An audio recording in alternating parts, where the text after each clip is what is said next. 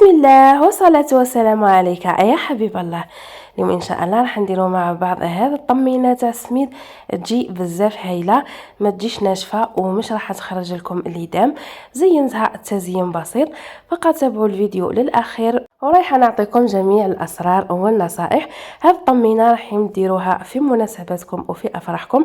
تقدروا ديروها كي يعود عندكم هكا نفاس، والله راه جاي المولد النبوي الشريف ايضا، كاين بزاف من العائلات اللي يديروها.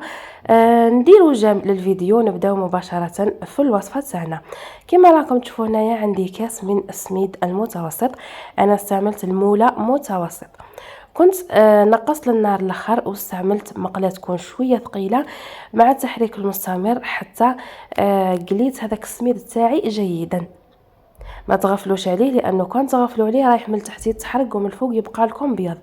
راح يدي مده حوالي 10 دقائق الى ربع ساعه وهو يتقلى على نار قليله. بعد ما تقلى لي جيدا كما راكم تشوفوا اللون تاعو يكون تقريبا في المارون.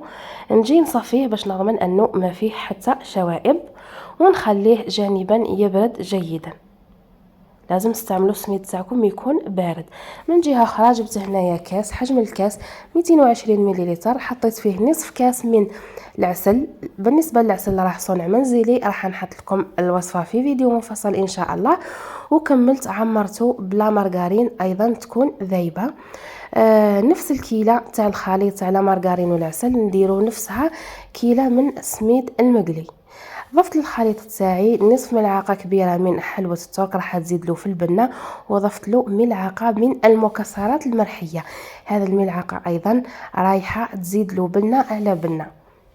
بالنسبه للمكسرات يعني ما يكونوش مرحيين مدقدقين، يكونوا هكا شويه حبيبات صغار باش كي تعودوا تاكلوا في الطمينه تاعكم هكذا تحسوا فيها حبيبات تاع حلبة الترك وتاع هذوك المكسرات، يعني ما تحسوش غير السميد.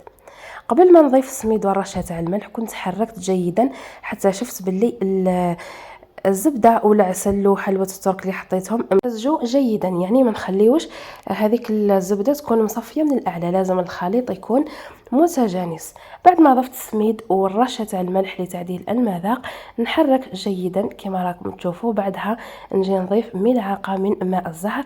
هذا الملعقه راح تخلي الطمينه تاعكم تبقى طريه لاطول مده ممكنه، وايضا راح تزيد لها في البنه، وكي تعودوا تاكلوا فيها ماكمش رايحين تحسوا طعم ماء الزهر ابدا.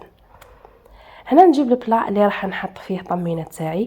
بالنسبه للطمينه يعني ما نحطوهاش مباشره في البلا تاعنا، يعني ما نقدموهاش مباشره. انا كنت خليتها حوالي 10 دقائق وهي في هذاك الريسيبيون حتى زاد شربت مليح باش فرغتها في هذا البلا. بالنسبه للتزيين زينوا بواش متوفر عندكم. انا كنت زينت واش كان عندي في الدار. كما راكم تشوفوا حطيت حبات من الجوز على الجوانب، وهنا كنت زينت بشويه قرفه. اللي ما يحبش القرفه يقدر يزينها بالكاكاو. استعملوا اي طابع حبيتو، انا استعملت الطابع تاع الصابلي. هنا عندي هاد لي بيبيس دو شوكولا في الابيض وفي المارون، هذو الذوق تاعهم بزاف هايل. ننصحكم انكم تشريوهم تستعملوهم يعني في عده وصفات ماشي فقط في الطمينه. البنه تاعهم هايله وماشي غاليين، 100 غرام تباع ب 7000 تجيب لكم كميه ما شاء الله راح تحكم معاكم مده. هنا في الوسط كنت حطيت كميه من حلوه الترك مفته، وفي الجوانب ايضا كانت بقات لي شويه من المكسرات المرحيين، كنت درتهم هكذا على الجوانب مدوا لي منظر باهي للبلا تاعي. وهنا نكون وصلنا للنهايه. ان شاء الله تكون عجبتكم الوصفه وتجربوها وتخليوا لي رايكم في التعليقات. ما بقى لي غير نقول لكم بقاو على خير، نلتقي في فيديوهات قادمه وفي وصفات قادمه ان شاء الله. سلام.